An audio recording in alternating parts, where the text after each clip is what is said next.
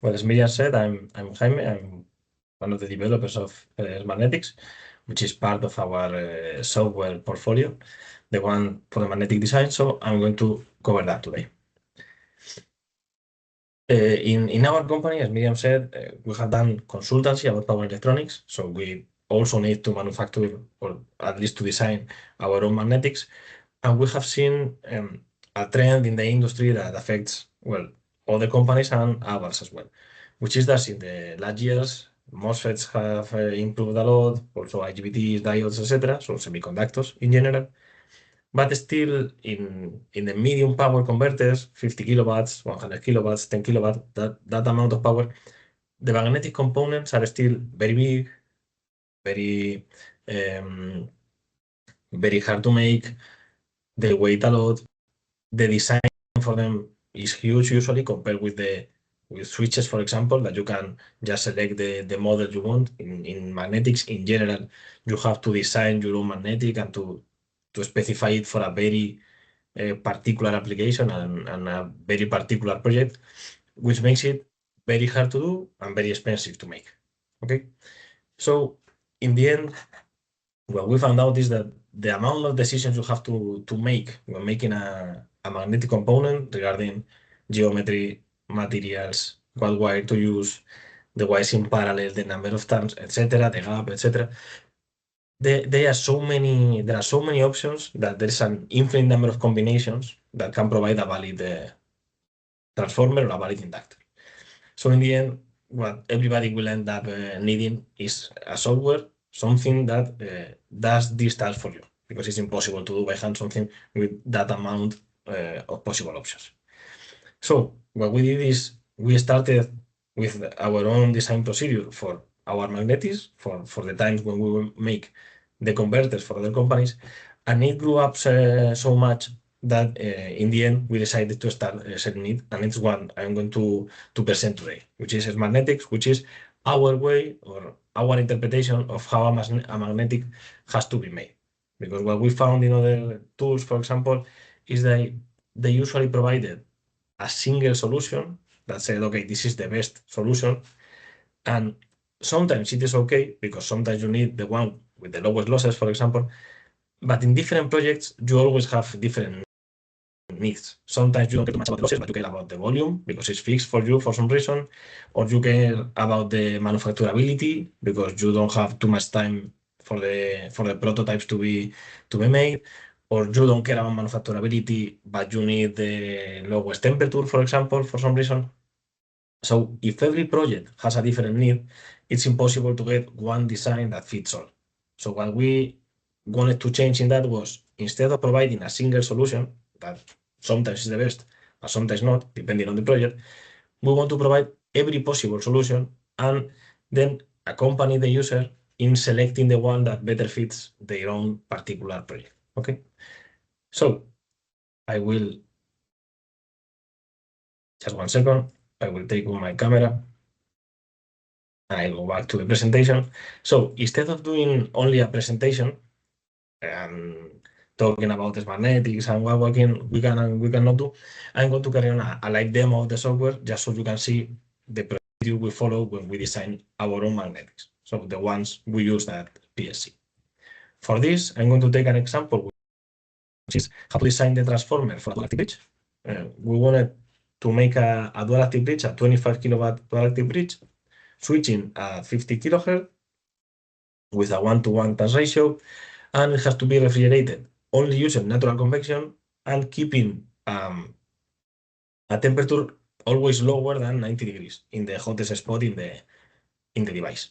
Okay, so to do so, I'm going to show you how to do that in SmartNetics. So this is the first screen that anybody sees when entering SmartNetics. In here, the first thing you need to select is whether you want to make an inductor, for which you will need inductance and the current, or a transformer. For a transformer, you need the turns ratio, in this case 1, because this is the one we're going to make today, and you have to define current and voltages. To define the current and voltage, you can select one of the predefined waveforms, so sinusoidal, triangular, rectangular, something very common. well, not rectangular in current, but in general, some very common waveforms, or you can load your own specific waveform from a file, which is what we're going to do today. We carried on the simulation for this dual active bridge in particular, and we know the waveforms we are expecting for current and voltage, so we are going to load them. This is for the current and the same for the voltage. Sorry. As you can see, we can load the waveforms in here, and the frequency is automatically loaded and calculated by the software. Okay. This is the first step, and this is the only required step. Only doing this, you can carry on the design using only these three very little inputs, and you can get the magnetic you want. If you don't know anything about magnetic design, you can do it like this. But if you know something about the design, or you know some ways to improve the design because maybe you have prior experience in doing something similar, or something of a similar power, or similar voltage, or similar current, or something like that, you can configure anything in this tool. The intention in here is that it is not a black box tool that provides a black box design, but that it has access to every single parameter that has some impact in the design. For example, if we go to configuration, you can change the databases, the device parts, the models, etc. For example, in the databases, the first one is the geometries. We have a very big database for different geometries of E-cores. And in this case, since we are making something for a 25 kilowatt converter, we know that we're going to need a very big transformer.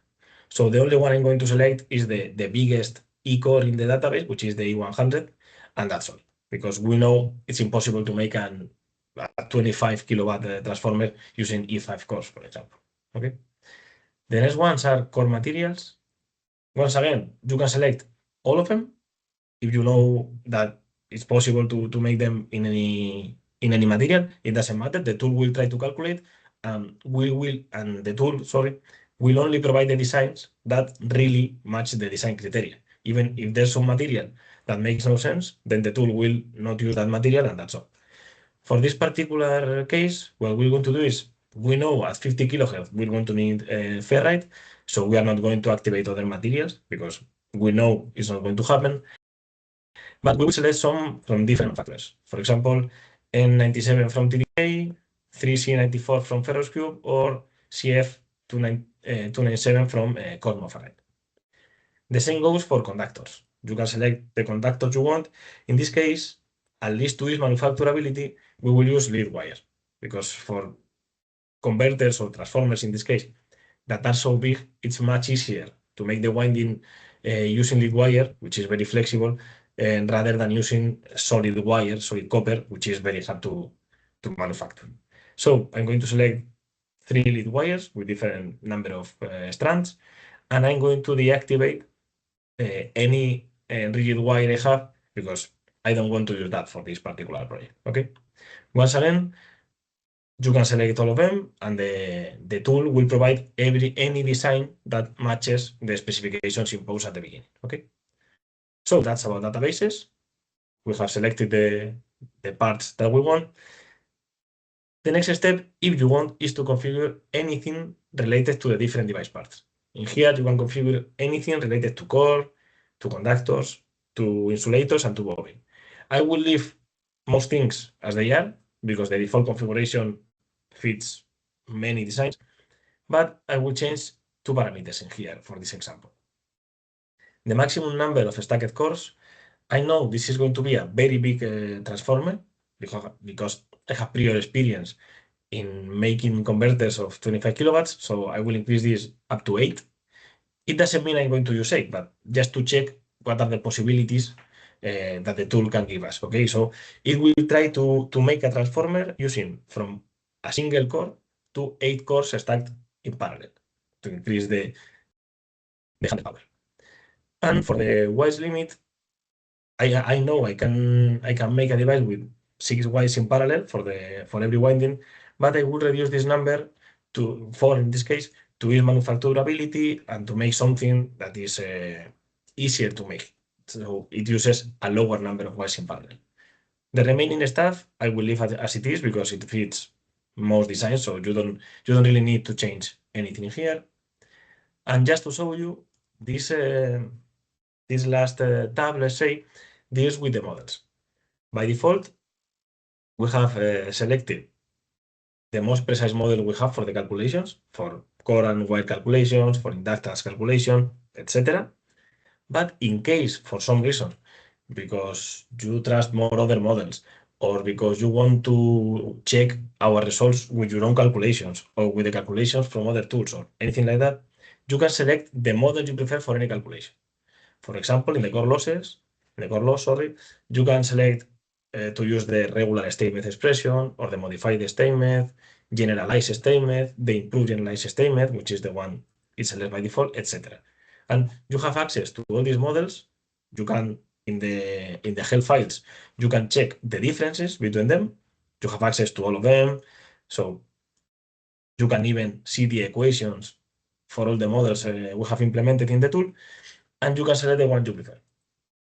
If you don't have any special, I don't know, any special needs in this particular project, once again, you can leave everything as is, and the default configuration fits most projects. So I'm going to leave everything as is and go to the next step, which is the important one, which is how to carry on the design.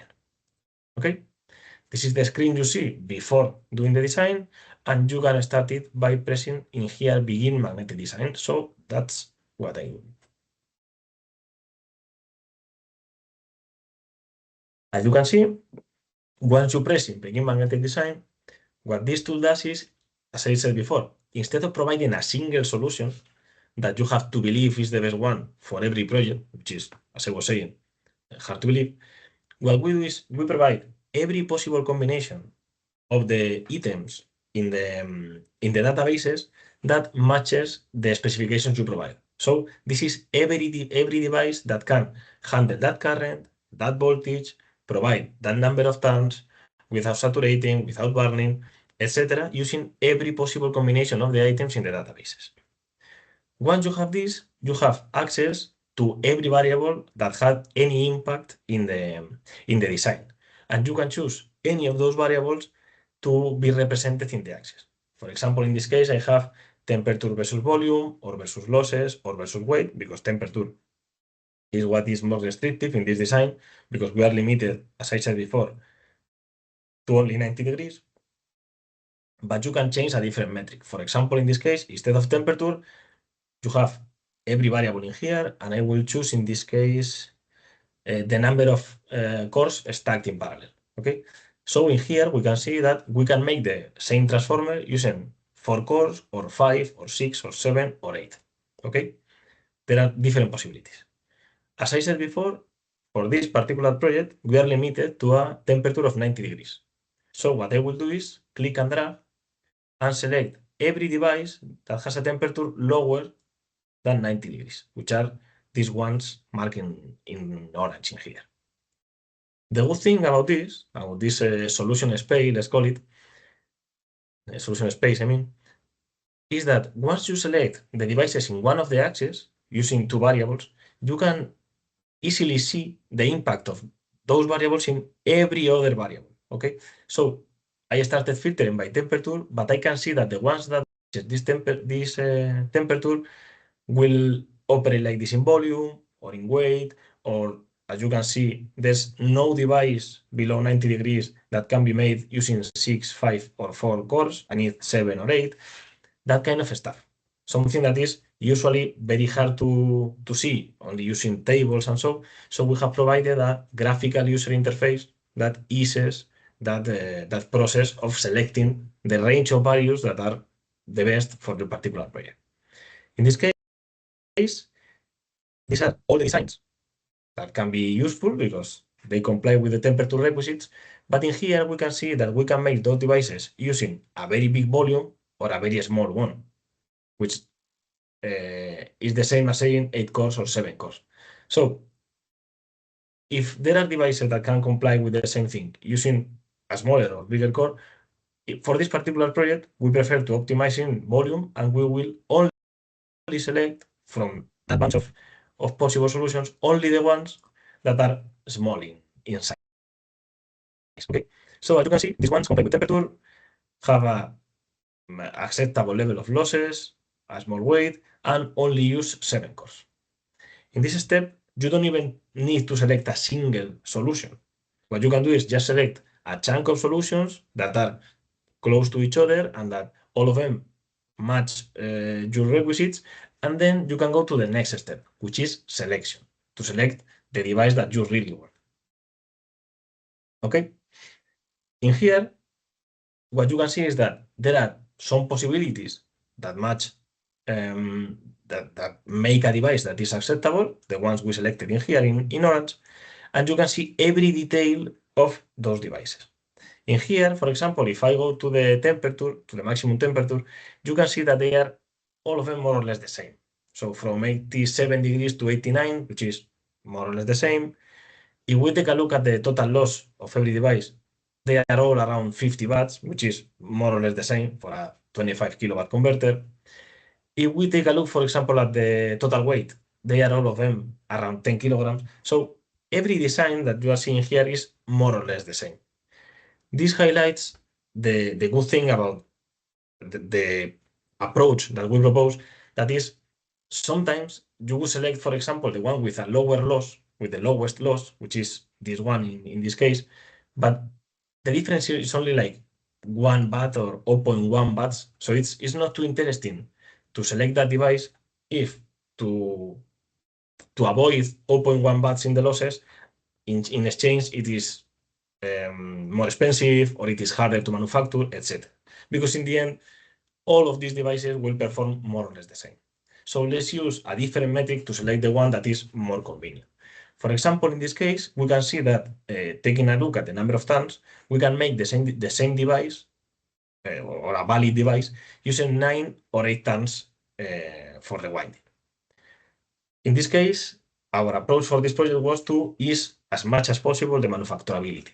So we chose to reduce as much as we could the number of turns. Okay, so we can select only these 5 devices. From these devices, they already have the same number of turns, same core, everything is the same. But if we take a look at the primary wire and the secondary wire, we can see that some devices use a different wire for primary and secondary. That's usually, well, it is not bad per se, but it will mean that it's more expensive to manufacture. It will be harder to get the materials because you need 2 different wires. You need in your bill of materials to have 2 different items. You need to stock 2 different kind of wires, etc. So what we will do is select only devices that use the same wire for primary and secondary. So I will take this one out and this one out. Okay, so we are left with only 3 devices. These devices only use 8 turns and only use the same wire for primary and secondary. Once again, even though they are more or less the same in terms of losses or volume or temperature, things that are easy metrics because they are numbers that are easy to check, there are some particularities of every device that may make it much better for your particular application, even though it's not the really the lowest in losses. But the difference is so small that losses don't matter anymore. The difference is more in manufacturability and that stuff. Okay, so we have 3 devices left, same number of cores, same material, same wire for primary and secondary. The only remaining stuff is to take a look at how the winding is made. In here, we have many ways to parallel the wires. When you, in this case, all of them are using 4 wires in parallel, but to make bunches or bundles of 4 wires, you can use 4 wires in vertical, 4 in horizontal, or make a square with them, etc. There are many ways to do so. In this case, that's represented by the primary vertical wires and horizontal wires, and the same for the secondary.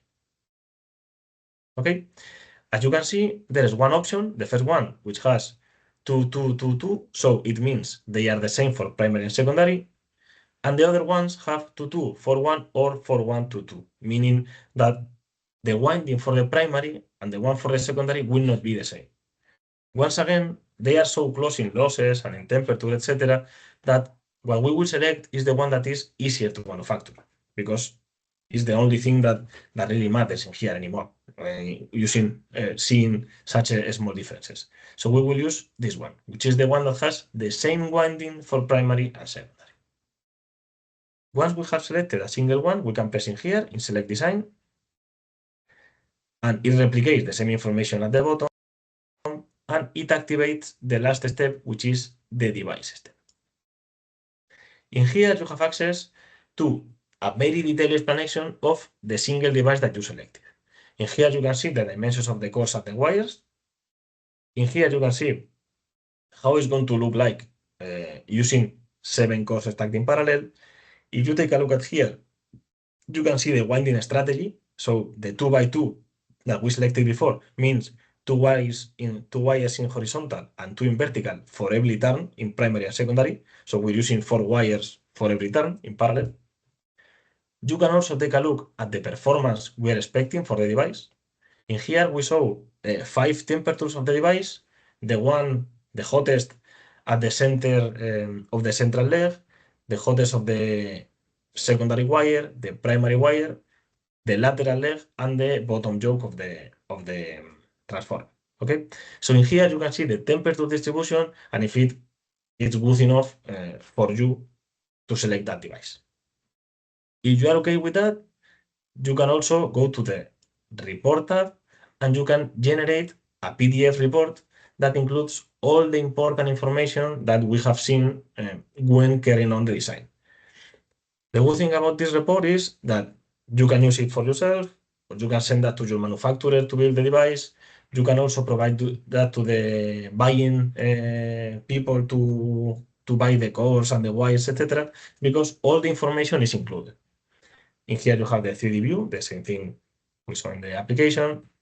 You can also see the main performance parameters, so the inductance, the current is going to handle, the resistance, the expected cost or weight or losses, etc. You can also see the temperature distribution, the same thing we said before.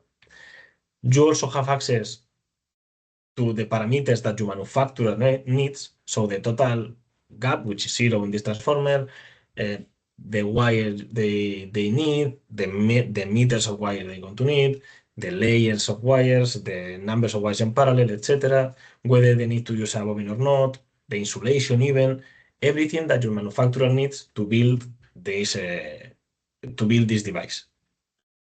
You also have access to the materials you need to buy to build this device.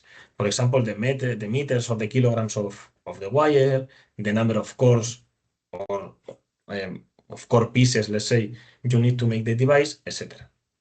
And even you can have the input parameters you used or the design option configurations that you selected in the tool to have as information for you for different projects, just to remember or to check what was the configuration that you used to get to that device.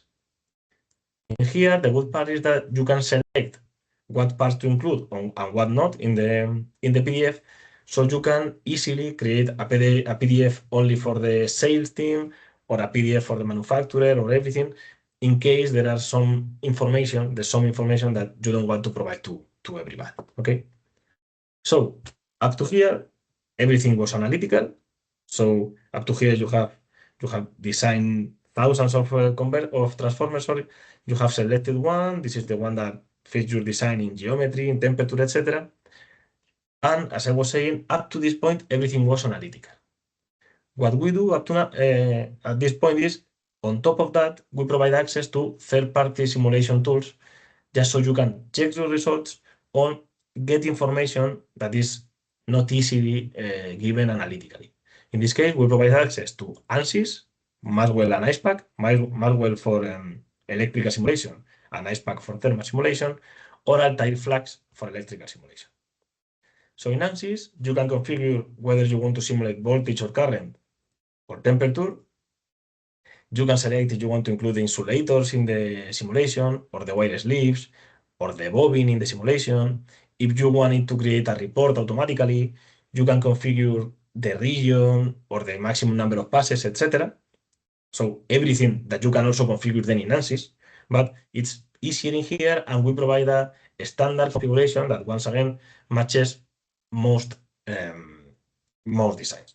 In here, you can even see something that I'm going to show you now in ANSYS, which is thanks to the symmetry of the device, because a device made with E-cores has a symmetry front to back and a symmetry left to right, you can reduce the total volume you are going to simulate and get the same or almost the same precision, but in a much, much lower amount of time.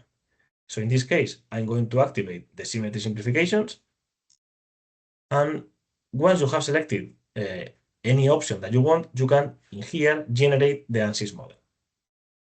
With this, you generate a Python description of your device, and you can choose to send that file to a different person to carry on the simulation, or you can carry it in your own computer later, or if you have ANSYS installed, you can just press in here, in Launch ANSYS, and it will automatically launch ANSYS and start recreating the same thing you did in SmartNetics.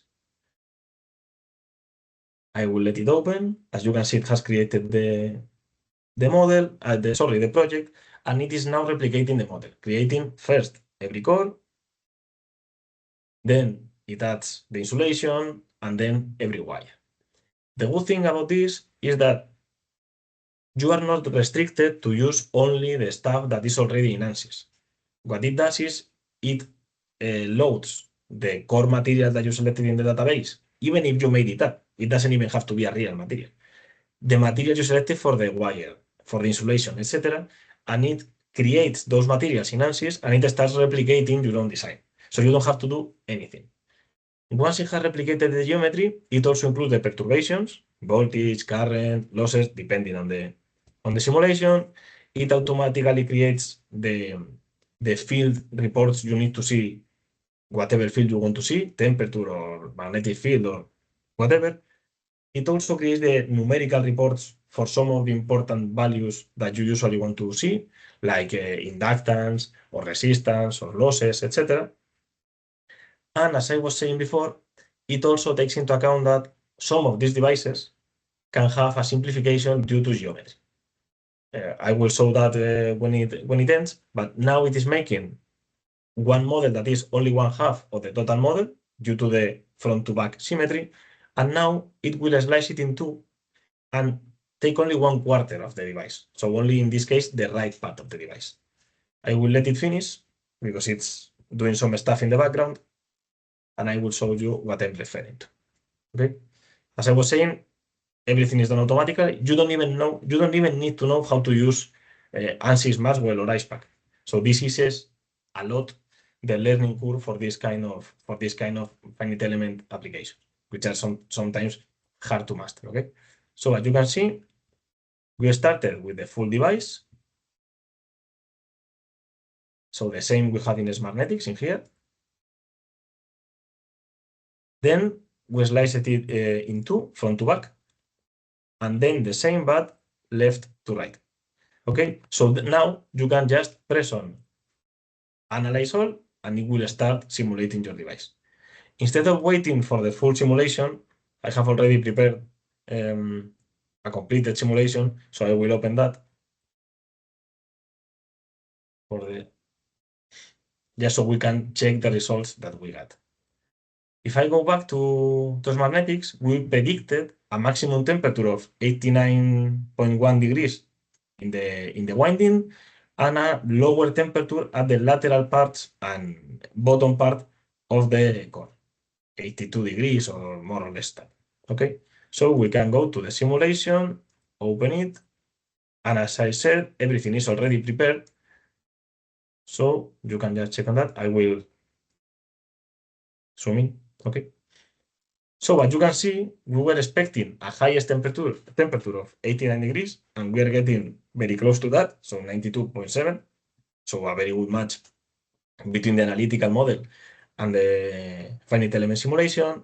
The temperature is lower at the lateral and at the bottom of the core, as we were expecting, because this is the ones we have in here. And so you can see that thanks to SmartNetics, you can do thousands of designs and get thousands of possible solutions in seconds with a very accurate maximum temperature calculation. And then if you need more precision, because maybe you need to see how the air is going to behave around the core. For example, in this simulation, you can see how the temperature of the air changes near the corners, or you want to see a very precise distribution of the temperature in the core or in the winding, because we only provide one single point for every part of the device, you can carry on that simulation in a finite element tool. Without, as I was saying, even without needing to know how to operate these tools, which are usually hard to make and very time consuming. Everything is prepared for you. You only have to press on run simulation and that's all. Okay? That's for ANSYS. As I was saying, in ANSYS, we can simulate temperature or losses, but we also provide access to Altair Flux, which is a different finite element simulator, but with similar capabilities. In this case, the only available simulation in here is for electromagnetic simulation using voltage or current as perturbation, but the process is the same. You can generate a model, which is a full description of the geometry, materials, etc., that you have selected in SmartNetics, and then you can carry that simulation later or in a different computer, or if you already have Flux installed, you can once again press in here. And it does something very similar to what we did with ANSYS. It will open Flux and it will start. Miriam?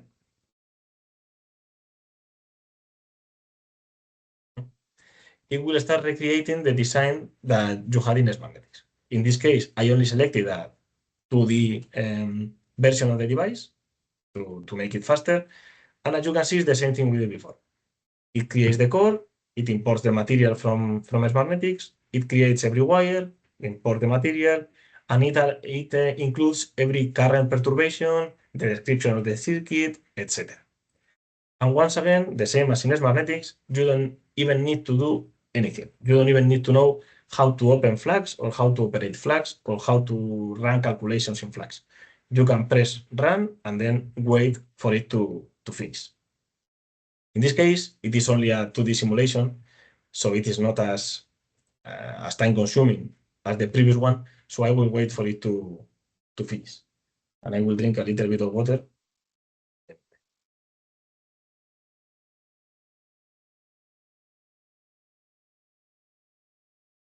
What it is doing now is the same thing we would do in the real world.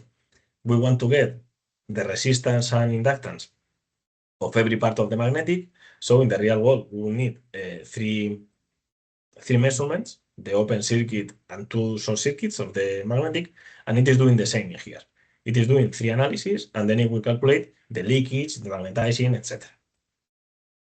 Here we have the results. I will take out the grid.